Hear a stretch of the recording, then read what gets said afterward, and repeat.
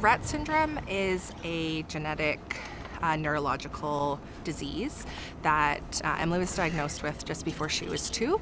Means that her body doesn't do what she wants it to do or what it should do. So basically her body doesn't work. Have fun at camp. We'll see you tonight. Be good. Life isn't easy for 6-year-old Emily Higgins, but there are bright spots, and they're heading to one. Let's go, kiddo. The camp Emily is going to is nearly an hour away. Oh my gosh, Emily. You are gonna have such a good day. But it's a lifeline. Yeah. Now more than ever. You do love camp, huh?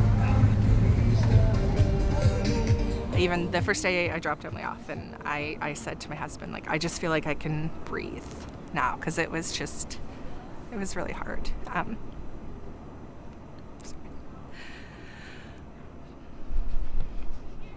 So, yeah, so it's better now because she's happy.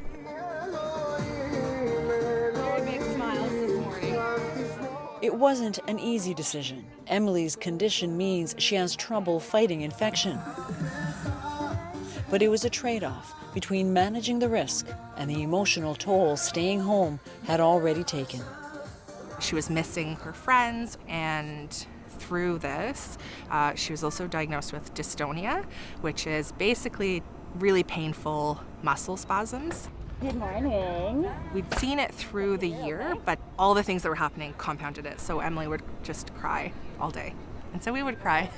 It really was just survival mode. Okay, are you ready for an awesome day, my girl?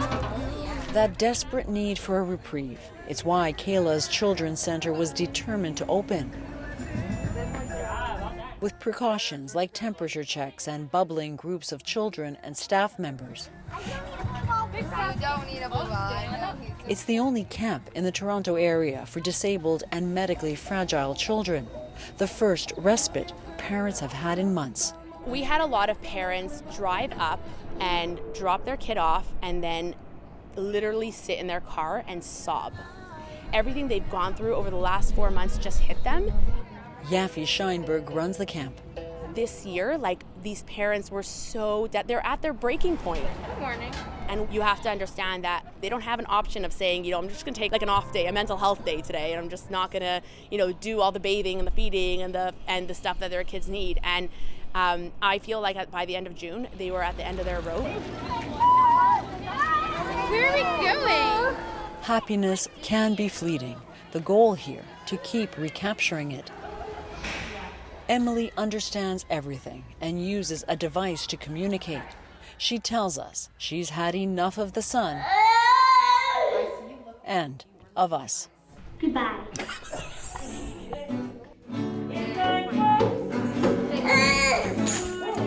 Tears here do dry more quickly. There are so many distractions. And Emily's mom is grateful for everyone. We've just seen Emily back to herself, happy, feeling good.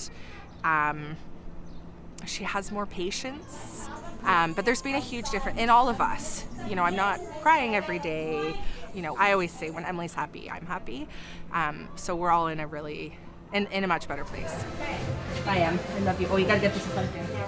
And it's all they all need to simply catch their breath. Have a good day. I love you. Come on in. One of your favorite activities ever. Joanna Brumiliotis, CBC News, Thornhill, Ontario.